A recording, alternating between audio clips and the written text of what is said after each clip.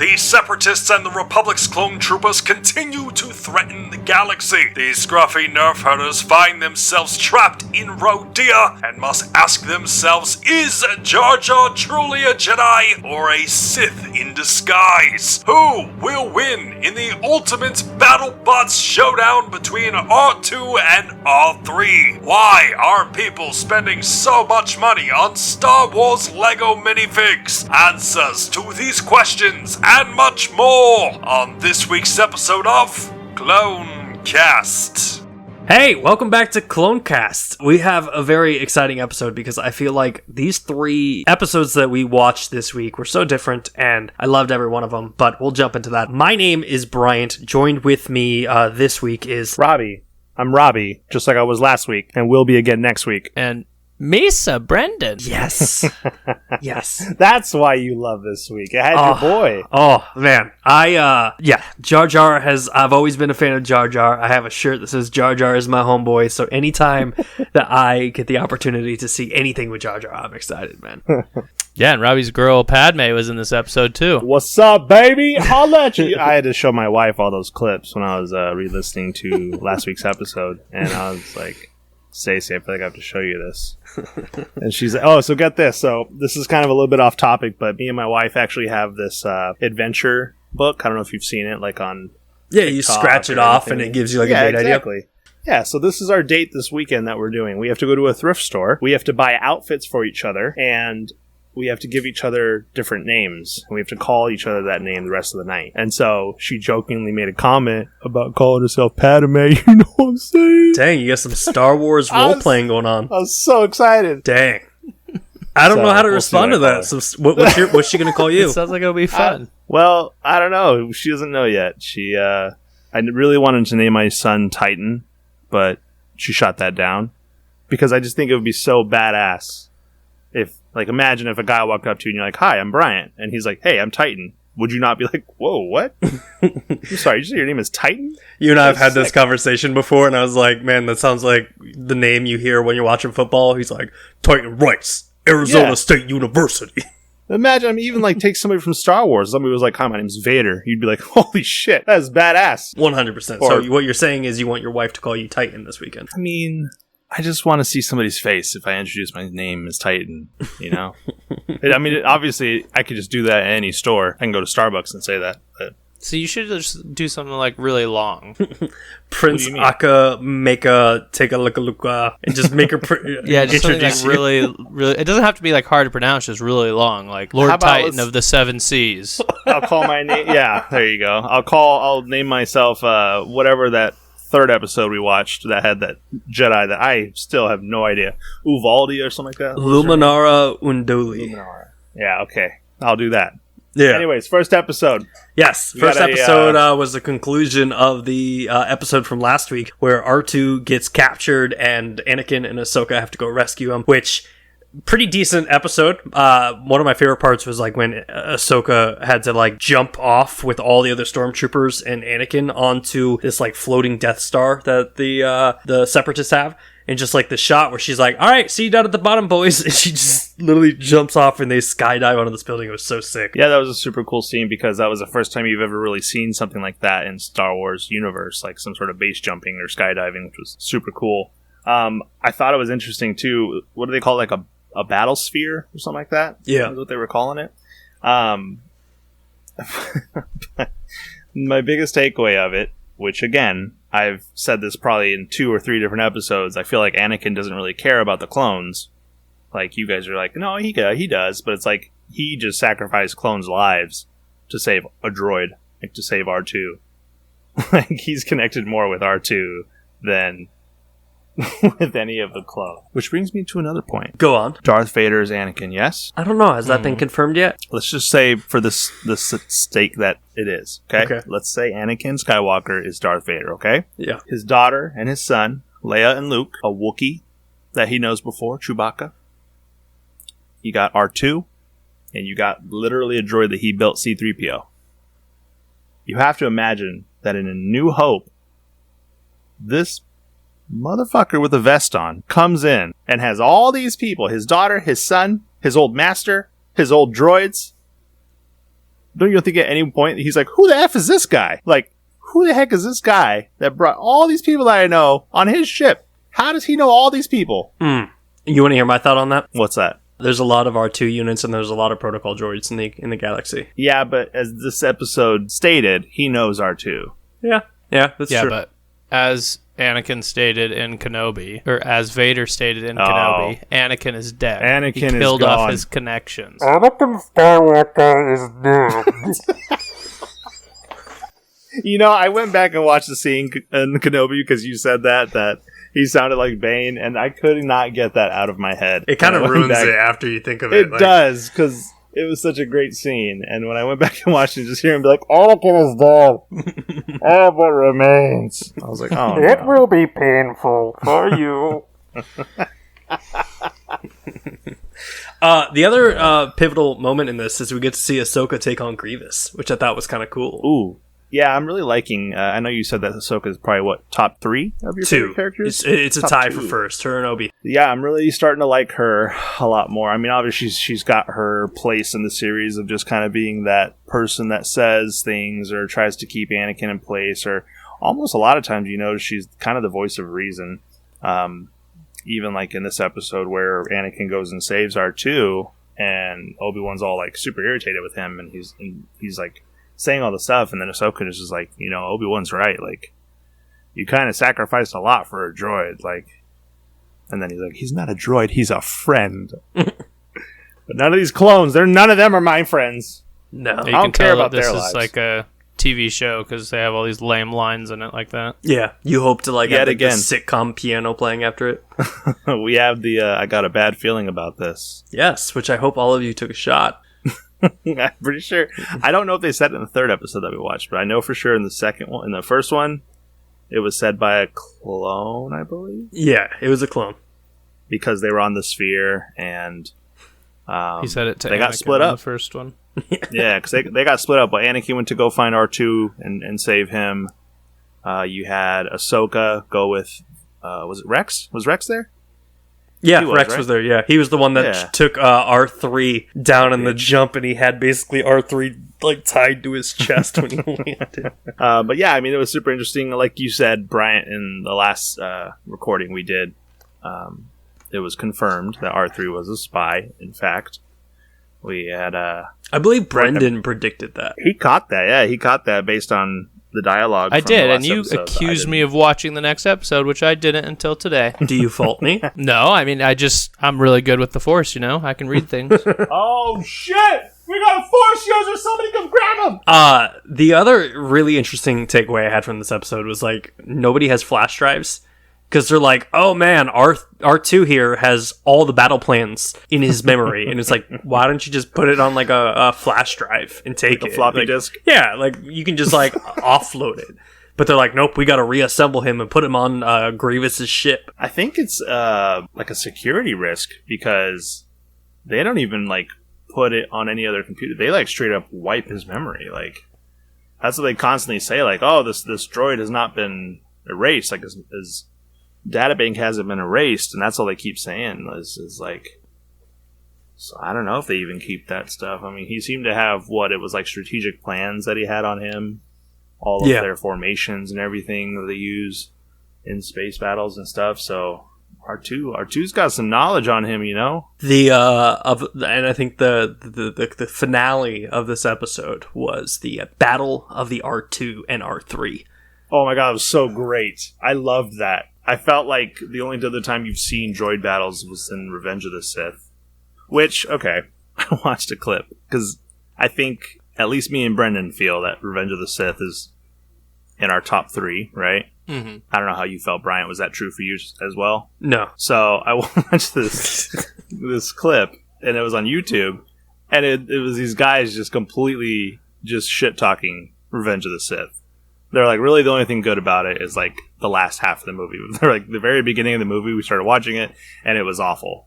And it was like, they were talking about all the silly like droid scenes, and like with R2 like roasting some other droids in like some oil or something. And it was kind of silly. Like when they were showing clips of it, I was like, wow, this is kind of definitely a lot more silly than compared to like the older Star Wars. So I was kind of understanding how my dad felt about the first three. Is I think that's what irritated him, and that's what I think appealed to me as a child growing up and watching those ones, is that silly factor.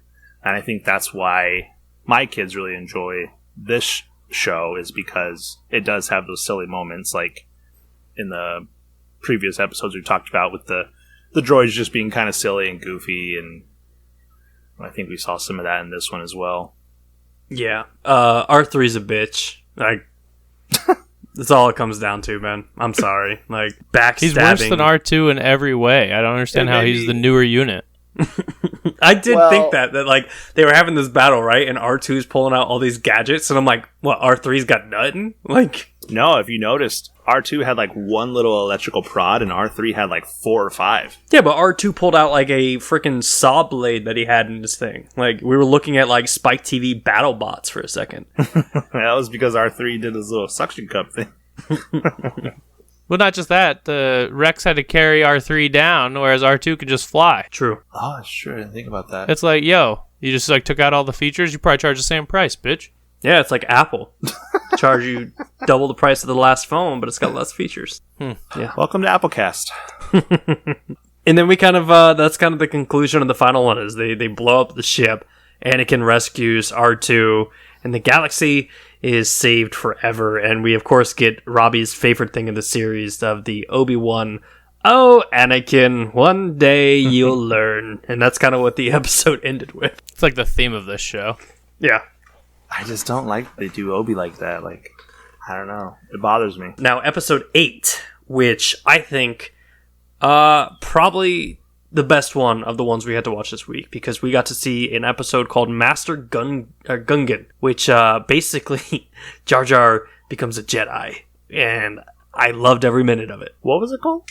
It was not called that. It was called like Jedi. It was called Bombad Jedi. Bombad Yeah, Jedi. Bombad. There you go. Okay. That was Because that's what Jar Jar said he was. Yeah. So this one starts off obviously with your boy Jar Jar Binks, Causing chaos. Yes, Causing immediately. chaos, man. Even Palpatine was annoyed with him. You would think Palpatine would be like, you know what? Bring him into your talks. Do that. Like, if he was trying to mess stuff up. But I don't even understand what he did. Did he, like, mess up the autopilot or something? Because he, like, tripped. He tripped and Padme pressed was the talking. one button that caused the ship to lose control. So then my girl Padme had to fix the ship, thankfully, you know? Yeah, it was rough, man. I definitely would say it was probably the worst of the 3 episodes. I know it was your favorite, but... I absolutely agree with you. Outside of your guys' terrible takes, I'll take the lead on this. Padme, easily one of the most pivotal characters of the Star Wars prequel universe. You could say if she didn't give birth to Luke and Leia, God. the There it entire is. future wouldn't even happen. We wouldn't even have Star Wars. So my argument is, in this episode, Padme, minutes from being killed, but was saved by the hero of the Star Wars universe, Jedi Master Jar Jar I Binks. mean, let's talk about what kind of happened. I mean, she got captured because she was putting her trust in... Did she call this guy Uncle? Yeah, it's Yeah. like a childhood friend. Uncle, oh no. So, yeah, and he was a Rodian. Is that what they're called? Yeah. The same dude as, like, Greedo? Yep. Yeah, so obviously there's some sort of history, and he betrayed her because he's like, "Where were you? Where was the Republic when I needed to feed my peeps?" And she's like, "Well, I mean, I'm sure we can see if we can put it to a vote again." And I was we were like, doing "Oh my Republic gosh." stuff, bitch. So he turned his back to her, sided up with the CIS, and we saw Viceroy. Was it Viceroy Gunray? Yep. Or what do they call him? They kept calling him something else. Something Gunray. Yeah, it was Viceroy Gunray. Well, she called Or- him Viceroy, or but they Newt. said something. Oh, Newt Gunray. Yeah. Yeah. Newt Gunray. So is his name Newt Gunray, but he's Viceroy? Viceroy is his title. Got it. Okay. So I've always known him as Viceroy Gunray. So when they said Newt, I was like, oh, I wonder if they're related. And then when they showed him, I was like, isn't that the same guy? So I was a little confused there. But yeah, I mean, Jar Jar, just like we've seen in like Phantom Menace, he seems to accidentally be the hero, you know? Have you guys ever read the articles where it's like Jar Jar's a Sith? Yeah. So like right now on Screen Rant, it basically says like number 10, his clumsiness might be an act. Number 9, Palpatine obviously orchestrated everything and Jar Jar was part of it. He dodges death with uncanny precision. He infiltrated the Senate without a single vote cast in his name.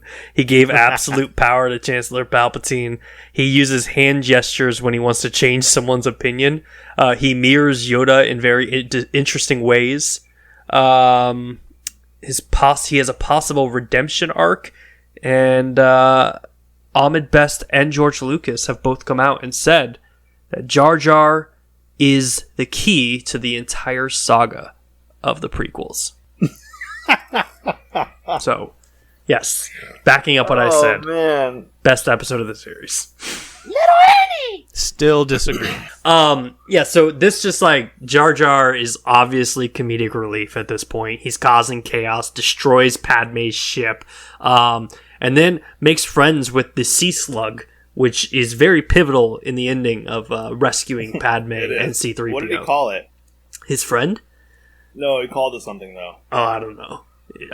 I just laugh when I hear him. Or something. Yeah. And then when like the Beast helps him fight all the droids, he's like, "I made a good friend." Yeah. The best part I thought was when he put on what was it, like Anakin's cloak or somebody's cloak, and they just were assuming he was a Jedi. They were like, "Oh my god!" Yeah, it's like that was the thing. I was like, "There's been so many times, like even the Obi-Wan series, where he's wearing a cloak. Like they would just assume he's a Jedi." You did mention something right now that I thought was a little risque. Where they're in Padme's ship and they find a random cloak and they're like, "Whose cloak is this?" And I'm like, "Clearly it's Anakin's. This girl gets pregnant in the next movie." Dang, you think that's when it was? I think if that ship is rocking, don't come a knocking. Dang, we're not rocking no more because Jar Jar destroyed it. Let's hear your take, B. I want to hear how you feel about what about this episode. I mean, it was okay. It Best was definitely the worst of the three. Worst of the three. Okay. I mean, I don't mind Jar Jar. I get, like, he's a comedic relief character, but it's just a little much sometimes with the constant messing everything up. I did enjoy the beginning with, well, sort of the beginning, with 3PO and the magnet and all of that. That was actually quite funny to me. But yeah, that's about how I felt about it. I think my funniest part to me was when Padme was asking Jar Jar to stay behind to look after 3PO. Because he ruins everything. When it was quite the opposite. But based on my take last episode, I was saying that 3PO is messing up everything, so maybe it's true. Maybe Jar Jar was, And 3PO's like, "Me, I mess up everything." Do you think everybody in... because you see it a little bit in, like, the latest three, or in the most recent, like, trilogy, but, like, do you think everybody just hates C-3PO? Han hates him, clearly. I was just say I think so, because even like the new one where he's all like, "What are you doing, 3PO?" And he's like, "Just taking one last look at my friends." And you're like, "Oh god," and like they all had a look on their face like, "Oh god, we feel kind of bad now that here's the hero of the whole Star Wars series right in front of us." No? I'm trying to think. No, I mean I definitely would not say C-3PO is the hero of the Star Wars universe. Jar Jar? Possibly. Okay. Jar Jar won the battle on Naboo. He led the Gungans to victory. Accidentally fact. He gave Palpatine supreme power, which gave the opportunity for Luke and Leia to balance the galaxy and save it. Actually, no, he didn't. He didn't win the battle. Anakin won that because he blew up the CIS ship, which caused all the... they were surrendering. Minor details. He even was like, "I give up. I give up." Like, he didn't win at all. I feel like Jar Jar has basically messed everything up in every single movie or show that he's been in. Right. But think about that. Think about that Sith mind trick that Jar Jar just pulled on me. Bryant was sitting here saying it, and I was like, "Oh yeah, he did." Yeah. And I'd like really think about it, like, no, he didn't. Yeah, he united the planet of Naboo. You can't say that that's, he got Padme and Boss Nass to be friends. Yeah, Yeah, I mean, Jar Jar, I mean, yes. Is he Maybe. You might is be he right. clumsy? Sure. Is he annoying? Yeah, but you Is he can't argue the charismatic? fact that there's a good chance that this guy, I mean, he scaled a frickin' building climbing chains. This guy. He's dedicated. I'll give him that. Yeah. I would have been like, you guys got an elevator on this planet? Like, I'm not climbing chains. Like, it's just ridiculous. It's also They funny made when friends you, with a slug. Yeah. Yeah, a giant slug, 3PO. Apparently could understand. I couldn't... Did he understand what that... I'm assuming it was the same creature. Yeah, he's fluent in 6 million languages. That's what he's telling the droids. If Jar Jar was a Jedi, what color lightsaber would he have? Red. Orange. Ooh, so you think he's a Sith? I'm just kidding. Okay. I was going to say orange as well. Yeah, I don't know about all the weird colors, but in terms of the standard 2, he would definitely be blue. Force user.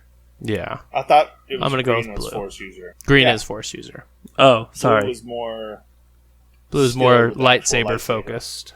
He doesn't have no skill with a lightsaber. Yeah, but he's too stupid to use the Force. I mean, he's not smart enough to understand the full aspects of the Force. I love the part of this episode where he's like, "Oh, I'm a swamp person. I'll go talk to them." And he's like, "Ah, blah, blah, blah, blah." And then they just start throwing food and poop at him, and I'm like, 3PO's like, that doesn't need translation.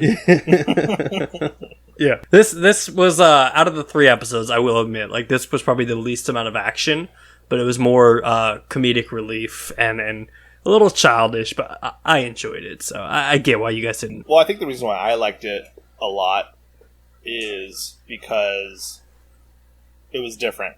It was very different. I mean, a lot of the episodes we've seen already, we've seen some on like certain planets and things like that, and that, like we've kind of discussed before, that's what I'm interested to see, is to like kind of dive deeper into other planets and other I guess different sectors of galaxies and stuff in Star Wars. So it was kind of cool seeing like something that was different and not just on a ship again, because a lot of times when these episodes take place on these ships, it's like we've seen that a lot so much already. Right. And I like seeing like the planets and the creatures and things like that. So that part is always exciting to me whenever they're on a planet and there's a new creature or something that they're interacting with. Yeah, it was cool to see Rodia and like Yeah. build the planet. Yeah. So Plus, but this yeah. episode was a tie-in to the next episode where Ahsoka and Jedi Master Luminara are basically transferring the now imprisoned Viceroy to the Jedi warship, which I think was a really, really dope episode for Ahsoka. Oh yeah, I think this episode was probably my favorite out of all the 3. I really enjoyed the first one too, but this one was so much better. Just the action sequences in it and everything. And I mean, we start off with Ahsoka and this new Jedi that I don't think I've ever seen before. Has she been? I'm about to blow your mind. You ready for Lay this? it on me. Okay. She's in Clone Wars in the Battle of Geonosis Really? and the Battle of Kashyyyk, where Yoda is fighting with the Wookiees. Mm-hmm. She is leading the charge of clone troopers down on the beach. No way! Yeah. I remember That's seeing her cool. chin stuff. Her Yeah, chin tattoo. She looked familiar. That's what I That's remembered cool. her from. Yeah. So going back to what you said on the previous episode, I just love the expanding of the characters, and like you're like, oh yeah, I remember seeing this girl once, and we get to see more of her throughout the show. But it's just That's give me more cool. Jedis. Yeah, I mean, obviously we had those discussions about Plo Koon, Yeah, or is it Poo Kloon? Plo Koon. Plo Koon. Okay. Blue's I, Clues. I know it wasn't Ploon Kloon. That's what we kept accidentally saying, but Yep. yeah, I mean, just seeing the different Jedi, seeing, like I said, it's everything that I'm enjoying about this so far is that they're diving deeper into other Star Wars planets and Jedis and creatures and things like that, like, you know, the different clone troopers. That stuff's just so intriguing and interesting, and I don't even know what that guard was, but he had such a cool, like, outfit. Like, his helmet and everything looks so cool. What Oh, was the his Senate name? guard? Captain, yeah, I don't remember his name. Captain something. I felt like your son this week because when I saw his face, I don't remember this episode after watching the entire series. But when I saw his face, I was like, I don't like that guy's face. I don't like that guy's face. Yeah, just like that sounded like the guy's smile. But no, I thought his armor was super cool. We see another clone trooper, and what was? I need to write these damn names down next time. Yeah, he basically had like the dual mohawks. Yeah, I didn't write down his name. Was it Greer? I don't remember ever seeing this guy again. So. Oh, really? Yeah. Well, he didn't die. I don't think that was Luminara's Rex. Oh, okay, got it. That makes sense because he was head of this green squadron. What I really liked a lot too was just kind of like the way the episode was playing out. It seemed very safe, and it was it Ahsoka that was like, why do we have so much security for this guy? Like, Mm-hmm. you know, he's not super dangerous, but they were like, no, he actually is very, very dangerous. But it was more so like because of the followers and what the CIS will do to save him, and so to send in these awesome freaking, I can't remember what they're called. Is it weird that I want to say penetrator ships? But what were they Dude, those things were so sick. Are they cool? I was like, that's such a genius concept. You just poke the ship and then open it up and boom, here was an army. Yeah, it was so sick. And I'm wondering if those were the same things that those commando droids came in, but they just kind of like landed. Okay. I do have an issue with this, though. Okay. Episode 7, when they're rescuing R2, we see these EMP grenades where they kill all the droids immediately. Uh-huh. And meanwhile, when this invasion on the ship is going on in episode 9, none of the clone troopers have this grenade because this would have just squelched the invasion completely. Well, I think they had made a mention, not in this episodes that we saw this week, but I think in last week's episode, I think Rex had made a mention that they were developing those grenades. So I don't think they're like well known or mass produced yet. Yeah, because I was thinking of that, like when they were going down the hallway, all these battle droids. I'm just like, simple EMP grenade, man, would fix this entire thing. Oh, they were super cool. What I thought was funny was when they were thrown and the super battle droids were trying to like shoot at them, and I was like, will that actually like help? Like, I guess it will, because I thought they were going to blow up like thermites, but oh yeah, those were interesting. But yeah, I'm glad you brought that up because that was something that I definitely wanted to discuss because I thought those were super cool and I hadn't seen them before.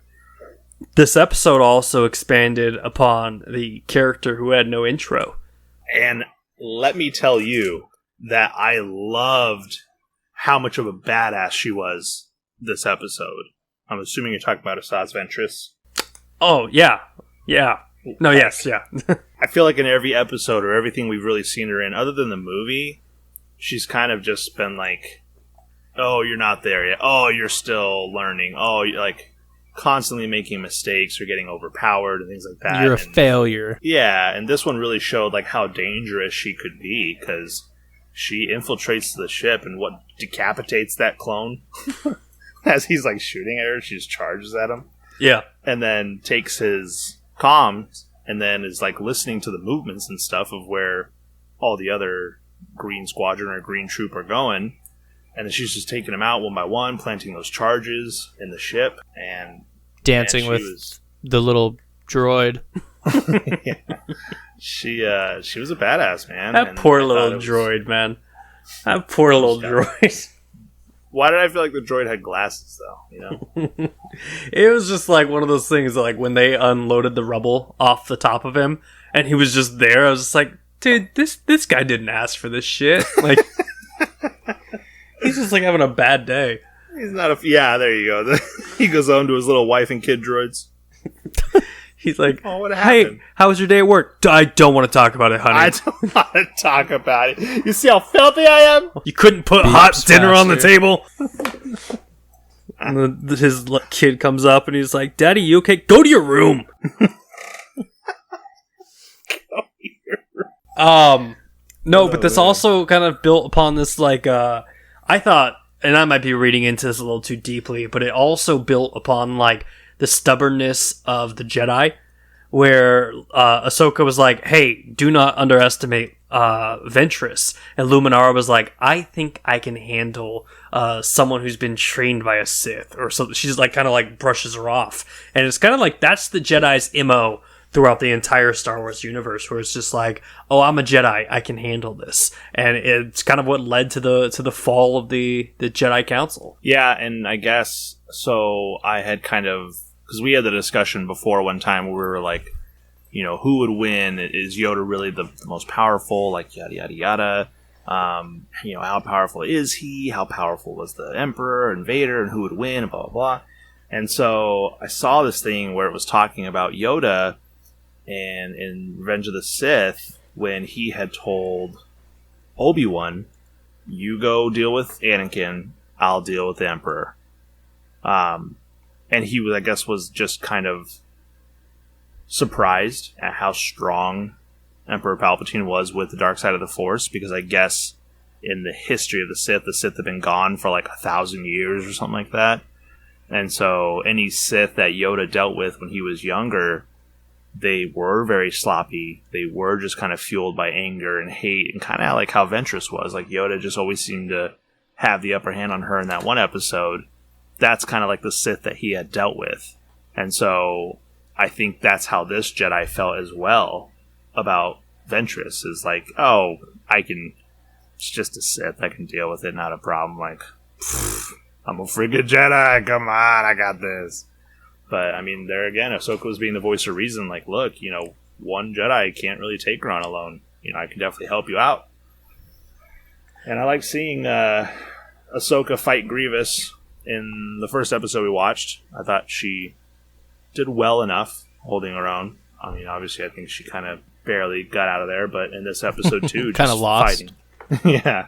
This episode, too, fighting Ventress, like, just seeing how much stronger she's getting with the Force, and she's got her little snippy remarks. What did she call the hairless Harley or something? Harpy. Yeah. Harpy. She had a bunch of insults in this episode that I were like, Bog man. Witch. Yeah. I'm curious, Brendan, as far as Sith or Dark Force users go, where does Ventress rate? I mean, that's a good question. I think that she is fairly terrible compared to some of the ones that we know, but she also seems to be getting better. I mean, I think in this episode she was far more useful than anything we've seen her in yet. Like, I don't know, Robbie made kind of a good point that she's always been kind of either barely doing anything or just failing miserably every single time, but she actually succeeded in this one, and I know it's silly to say, but it was kind of nice to see, because there's two sides to the war, and if every single episode is the Jedi winning every single fight, it's kind of like, so why isn't the war over? Well, I mean, that's also kind of what we discussed before, too, is like, I wanted to see, based on how like Obi-Wan and Anakin were talking about her, it seemed like they dealt with her plenty of times before, and it seemed like she was kind of like a thorn in their side. Kind of like we've always talked about Obi-Wan being a thorn in all of, you know, the CIS's side, but I mean, this episode kind of proved that. Like, she straight up infiltrated a ship. She blew it up the, what was that, the engines or something down below. Mm-hmm. The engines. Basically was able to get, I guess she kind of had a part to play in releasing Viceroy, but I mean, yeah, she was. I mean, she would have killed that Jedi had Ahsoka not shown up in that moment. Because, what was the name, Brian? I'm so sorry. Luminara. She was making comments as they were fighting to Ventress, like, your fighting form is so sloppy, and it's so terrible, and you're like a, pathetic version of Dooku, like.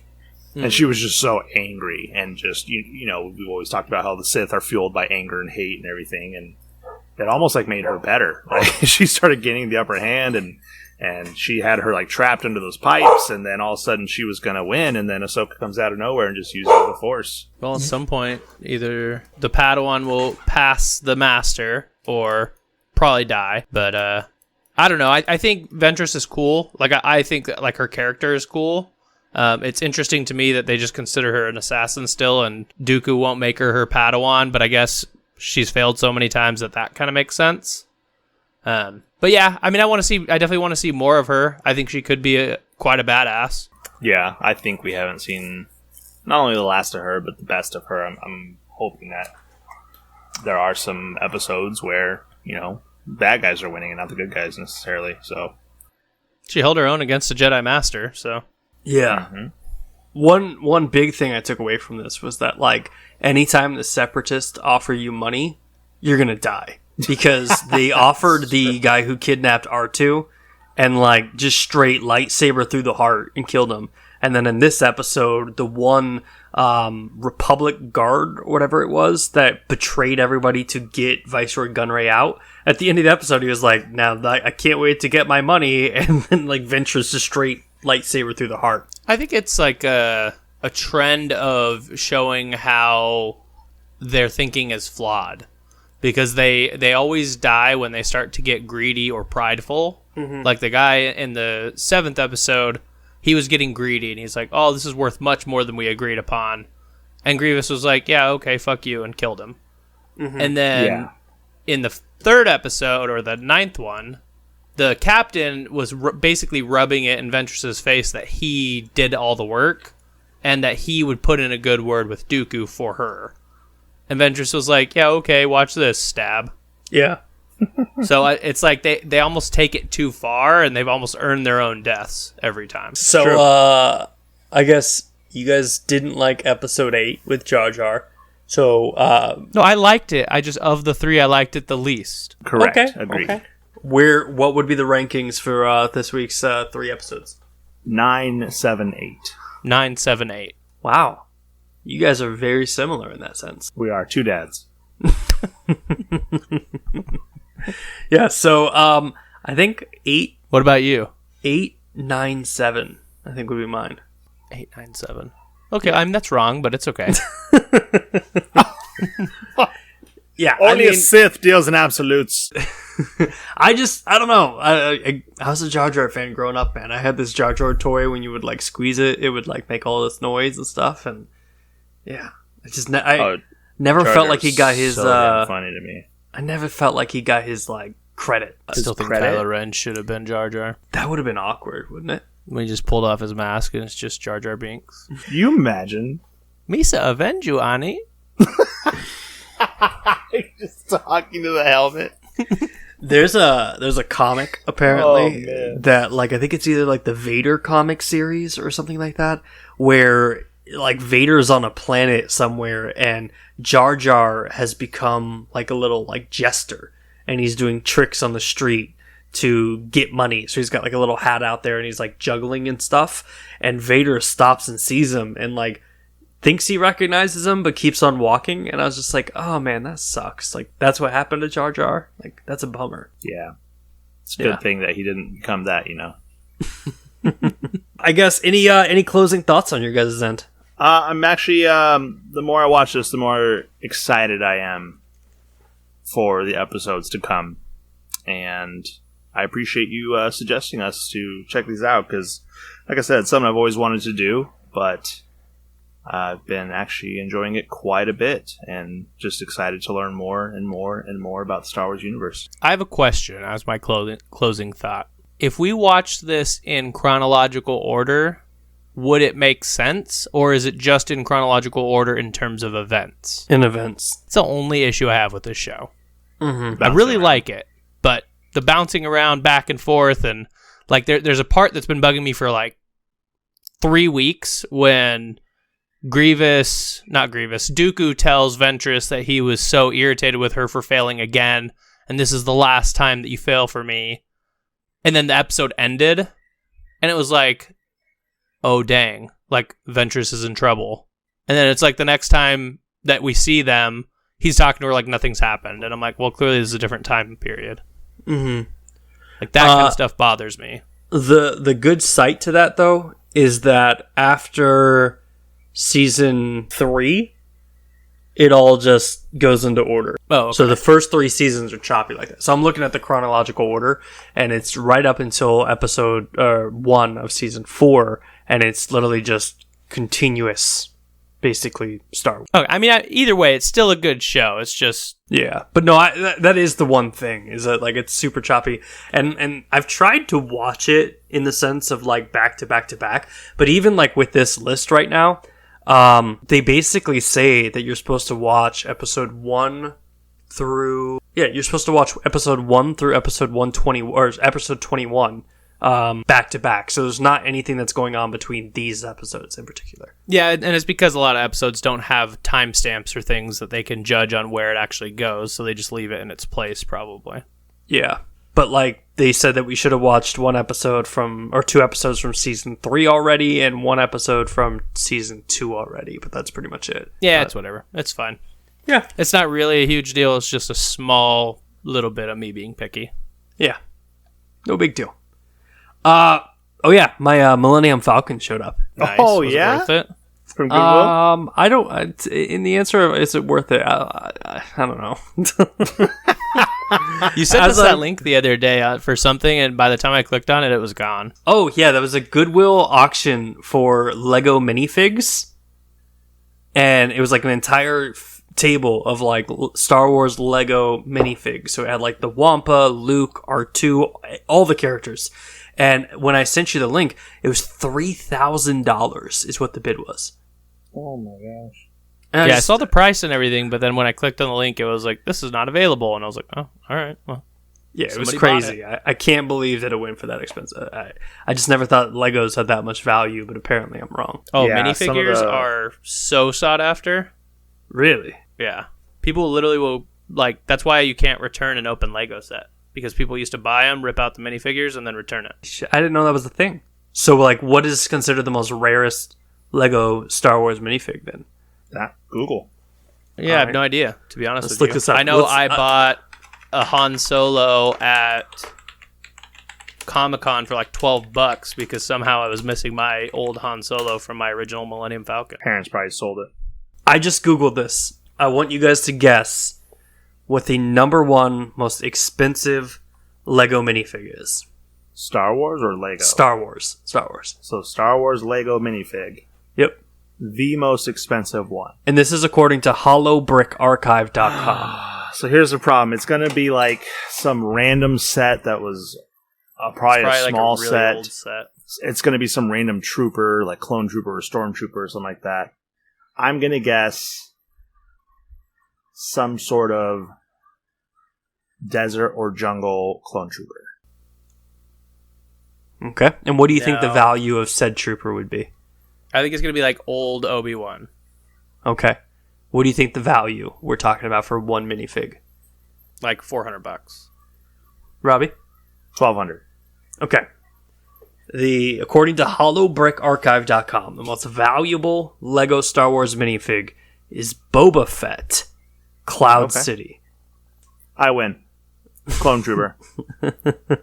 Yeah. The I mean, fair enough. value for one little Lego minifig, $1,354.74. Damn it, you wanna get- Price is right. See- Come on. send, Yeah. send me that link. You want the link? Yeah. I Yeah. bet I have that Boba Fett. If you do, Cloud City Boba Fett? I bet I have There's 2 really no old way. Boba Fetts. You don't have Cloud City, though. there's so second place would be C-3PO, which is $666. Third place would be the I Love New York Yoda Lego minifig. Interesting. What was that? Luke Skywalker Cloud City is $433, and then coming into fifth place is the Yuletide Squadron Pilot See? for It's always some $338. random thing. Yeah. Oh my God, the Watto is $100. I'm pretty sure I have that Princess Leia, number 7. Hey There's yo, an Ahsoka one. What's up? Darth Malgus, Admiral Thrawn. They've got a lot of them on here. I love how this one says Jango Fett angry. It's like, yeah, it looks super angry. He looked at that set, though. It's sick. Is that the Boba Fett that you have? No, I think I have number 18, Okay. Boba Fett. Interesting. And it breaks down the individual, like when you click on the link, it breaks Yeah, down dude. the individual parts. That's because that's the one from that set that I bought you. Well, I have a really old Boba Fett as well. So number 18B is from that set that I bought you. Okay, well then I definitely have that one. Yeah, have you looked at that one new in box? No. Like factory sealed, it's like $700 right now. Yeah, they always double. So, if you're still listening here, Oh, they are. Lego is a fantastic investment, because especially Lego Star Wars, because it will always double in price as soon as that Lego set is discontinued.